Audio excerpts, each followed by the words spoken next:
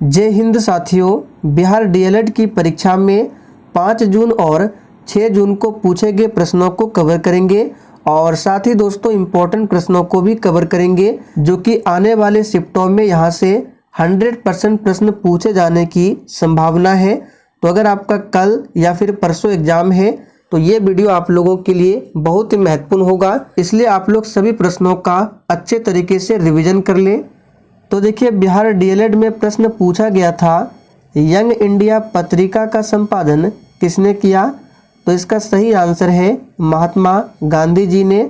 अब चलिए कुछ इम्पोर्टेंट प्रश्नों को बताते हैं जो आने वाले शिफ्टों में पूछे जा सकते हैं। तो महात्मा गांधी की पत्रिका है नवजीवन और हरिजन सेवक, दोनों को याद रखिएगा। महात्मा गांधी ने कांग्रेस के किस अधिवेशन की अध्यक्षता की थी? तो इसका सही जवाब है बेलगांव अधिवेशन, जो कि 1924 में हुआ था। और महात्मा गांधी जी ने कांग्रेस में एकमात्र अधिवेशन की अध्यक्षता की थी, बेलगांव अधिवेशन। तो इस फैक्ट को ध्यान रखना है। महात्मा गांधी जी दक्षिण अफ्रीका से भारत कब लौटे? तो याद कर लीजिए 9 जनवरी 1915 को, और इसीलिए 9 जनवरी को भारतीय प्रवासी दिवस मनाया जाता है। गांधी जी की केसर ए हिंद, यहाँ पे प्रश्न थोड़ा सा टाइपिंग एरर है। प्रश्न ये है कि जालियांवाला बाग हत्याकांड के कारण महात्मा गांधी जी ने कौन सी उपाधि लौटा दिया था? तो याद रखिएगा केसर ए हिंद की उपाधि लौटा दिया था। और देखिए, महात्मा गांधी की जयंती पर 2 अक्टूबर को प्रत्येक वर्ष अंतर्राष्ट्रीय अहिंसा दिवस भी मनाया जाता है। डॉक्टर भीमराव अंबेडकर ने भारतीय संविधान का आत्मा किसे कहा था? ये प्रश्न पूछा हुआ प्रश्न है। सही जवाब है अनुच्छेद 32 को। अब चलिए संभावित प्रश्नों को देखते हैं। तो संविधान में प्रथम संशोधन कब हुआ था? ये पूछा जा सकता है। तो 1951 में। और प्रस्तावना में पूछा जा सकता है अभी तक कितने बार संशोधन किए गए हैं? तो केवल एक बार। कब? तो 1976 में। कौन सा संशोधन? तो 42वां संशोधन। और इसके तहत प्रस्तावना में 3 शब्दों को जोड़ा गया था। कौन कौन से 3 शब्द थे? समाजवादी, धर्मनिरपेक्ष और अखंडता। और देखिए, ये जो 42वां संविधान संशोधन है इसको लघु संविधान भी कहा जाता है। आगे देखिए, पूछा गया था सरोज का संधि विच्छेद क्या है? तो इसका संधि विच्छेद है सरह प्लस ज। ये सरोज का संधि विच्छेद है। और ये किस संधि का उदाहरण है? तो विसर्ग संधि का उदाहरण है। आगे देखिए, पूछा गया था शक्ति का एसआई इकाई क्या है? बहुत ही सिंपल है। तो वाट जो है ये शक्ति की एसआई इकाई है। आपसे पूछा जा सकता है आगे कि प्रतिरोध का एसआई इकाई, तो याद रखिएगा ओम है। किलोवाट घंटा, इसको स्टार मार्क कर लीजिए, वेरी इंपॉर्टेंट है। तो किलोवाट घंटा जो है ये विद्युत ऊर्जा का इकाई है, ध्यान रखेंगे। विद्युत ऊर्जा का और इकाई है तो याद रखिएगा क्या है? जूल। विद्युत ऊर्जा का एसआई इकाई जूल भी होता है। चुंबकीय क्षेत्र की एसआई इकाई क्या है? तो टेस्ला। और चुंबकीय फ्लक्स की एसआई इकाई पूछे तो वेबर है। विद्युत ऊर्जा का एसआई इकाई क्या है? तो जूल है, जो कि अदिश राशि है। अब देखिए, सदिश राशि के कुछ उदाहरण लिखे गए हैं तो इसको याद रखिएगा। त्वरण, संवेग, वेग, बल और विद्युत धारा, ये कुछ इंपॉर्टेंट सदिश राशि के उदाहरण है। आगे देखिए, प्रथम विश्व युद्ध कब हुआ था? तो दोस्तों प्रथम विश्व युद्ध 1914 में और समाप्ति 1918 में। इसी से रिलेटेड आपको याद रखना है दूसरा विश्व युद्ध। तो दूसरा विश्व युद्ध हुआ था 1939 में और समाप्त हुआ था 1945 में। आगे प्रश्न पूछा गया था कोशिका भित्ति किसकी बनी होती है? तो ये सेलुलोज की बनी होती है। देखिए, पादप की जो कोशिका भित्ति होती है ये सेलुलोज की बनी होती है। और वही आपसे पूछा जा सकता है कि कवक की कोशिका भित्ति किसकी बनी होती है? तो याद कर लीजिए ये काइटिन की बनी होती है। कोशिका का खोज किसने किया था? तो इसका सही जवाब है रॉबर्ट हुक ने कोशिका का खोज किया था। और दोस्तों इसका आप लोग पीडीएफ भी डाउनलोड कर सकते हैं। वीडियो में बता दिया जाएगा कि पीडीएफ कहाँ पर मिलेगा, इसलिए ध्यानपूर्वक वीडियो को देखें। कोशिका का सिद्धांत किसने प्रस्तुत किया था?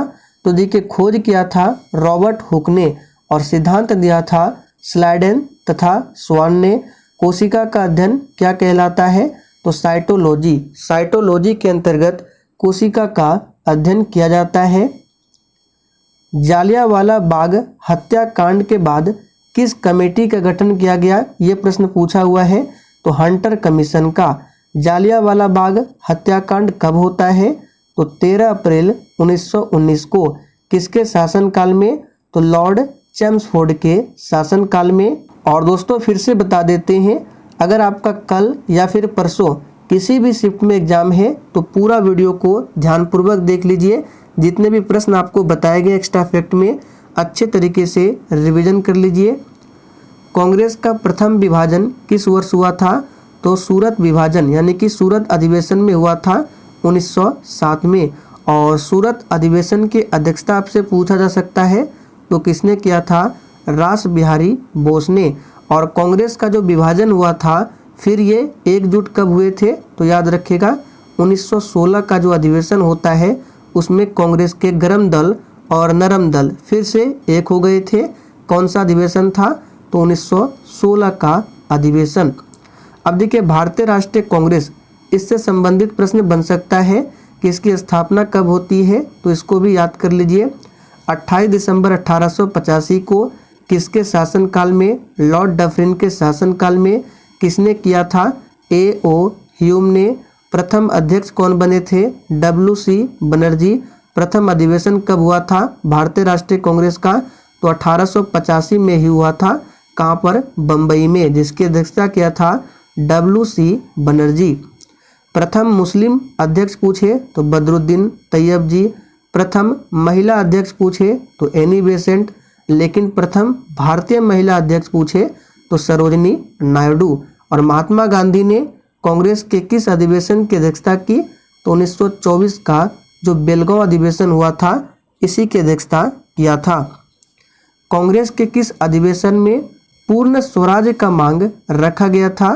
तो दोस्तों ये है लाहौर अधिवेशन जो कि 1929 में हुआ था। और इस अधिवेशन की अध्यक्षता किया था पंडित जवाहरलाल नेहरू ने। अगला प्रश्न पूछा गया था एग्जाम में कि कपास के लिए कौन सी मिट्टी आदर्श होती है? तो ये है काली मिट्टी। अब प्रश्न बन सकता है कि काली मिट्टी का दूसरा नाम क्या है? तो रेगुर मृदा है। और इस मिट्टी को काली कपासी मिट्टी भी कहा जाता है। और कपास की खेती सर्वाधिक पूछे किस राज्य में होती है? गुजरात में। जूट का सर्वाधिक खेती पूछे तो पश्चिम बंगाल में। भारत में सबसे अधिक अगर पूछे कि किस मिट्टी का विस्तार है? तो जलोढ़ मिट्टी का विस्तार है। इंग्लैंड में शिक्षा का पहला अधिनियम कब आया था? तो दोस्तों 1870 में। बंदूक से चलाई गई गोली में कौन सी ऊर्जा होती है? तो दोस्तों गतिज ऊर्जा। और काइनेटिक एनर्जी यानी गतिज ऊर्जा का सूत्र होता है हाफ mv²। ध्यान रखेंगे। और देखिए अगर आपको सेशन थोड़ा भी पसंद आ रहा है तो आप सभी सेशन को दिल से एक बार जरूर लाइक कर दें। न्यूटन के किस नियम को जड़त्व का नियम भी कहा जाता है? मोस्ट इम्पोर्टेंट प्रश्न है, याद कर लीजिए। न्यूटन के पहला नियम जो है इसको जड़त्व का नियम भी कहा जाता है। एक पूछा जा सकता है कि रॉकेट जो है किस सिद्धांत पर आधारित है? यानी न्यूटन के गति का जो तीसरा नियम है इसी सिद्धांत पर आधारित है रॉकेट। नाक पर गुस्सा आना, ये प्रश्न पूछा गया था एग्जाम में। इसका मुहावरे का अर्थ बताना था तो तुरंत क्रोध। नाक पर गुस्सा आना मुहावरे का अर्थ क्या था? तुरंत क्रोध। आगे पूछा गया था प्रथम बौद्ध संगति का आयोजन तो राजगीर में हुआ था अजातशत्रु के शासनकाल में। किसकी अध्यक्षता में? तो महाकश्यप की अध्यक्षता में। चलिए सभी बौद्ध संगतियों को एक बार रिवीजन कर लेते हैं। दूसरा बौद्ध संगति पूछे वैशाली में काला शोक के समय में। तीसरा बौद्ध संगति पूछे पाटलिपुत्र में अशोक के समय में। चौथी बौद्ध संगति पूछे कश्मीर के कुंडल वन में कनिष्क के शासनकाल में। पुत्र और पुत्री ये प्रश्न पूछा था, इसमें कौन सा समास है आपको बताना था? तो द्वंद्व समास। पुत्र और पुत्री में कौन सा समास है? द्वंद्व समास है। गोल घर की स्थापना कब होती है? पूछा हुआ प्रश्न है। तो 1786 में गोल घर की स्थापना होती है। अब देखिए आगे प्रश्न बन सकता है कि पटना उच्च न्यायालय की स्थापना कब होती है? तो 3 फरवरी 1916 को। बिहार राज्य की स्थापना कब होती है? 22 मार्च 1912 को। और बिहार और उड़ीसा ये दोनों एक दूसरे से कब अलग हुए थे? तो इसको भी नोट कीजिए, 1936 में। और बिहार और झारखंड कब अलग हुआ था? तो आप सभी जानते हैं 15 नवंबर 2000 को। जितने भी एक्स्ट्रा फैक्ट को बता रहे हैं ध्यानपूर्वक सुनना है, एग्जाम में प्रश्न जरूर बनेगा।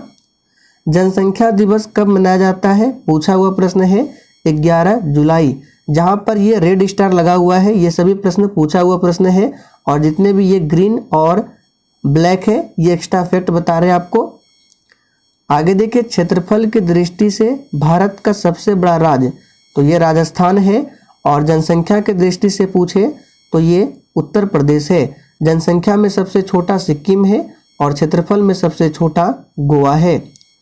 पाई कौन सी संख्या है? ये मैथ्स के प्रश्न है, ये पाई बताना है कौन सी संख्या है। तो देखिए, पाई अपरिमेय संख्या है, जबकि पाई का वैल्यू 22/7 ये परिमेय संख्या है। क्यों? क्योंकि इसे p/q के रूप में लिखा हुआ है, ये 22/7 इसलिए ये परिमेय है, जबकि पाई जो है ये अपरिमेय संख्या है। वाल्मीकि वन्यजीव अभयारण्य देखिए पूछा हुआ प्रश्न है, तो ये बिहार के पश्चिमी चंपारण में स्थित है। विश्व मानवाधिकार दिवस कब मनाया जाता है? तो 10 दिसंबर को मनाया जाता है। आगे देखिए, पूछा गया था 40, 22, 25 और 23 में कौन सी संख्या अभाज्य संख्या है? तो याद रखिएगा इसमें से 23 जो है ये अभाज्य संख्या है।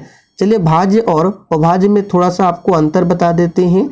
देखिए, जिस भी संख्या का 2 से अधिक गुणनखंड हो वो होता है भाज्य।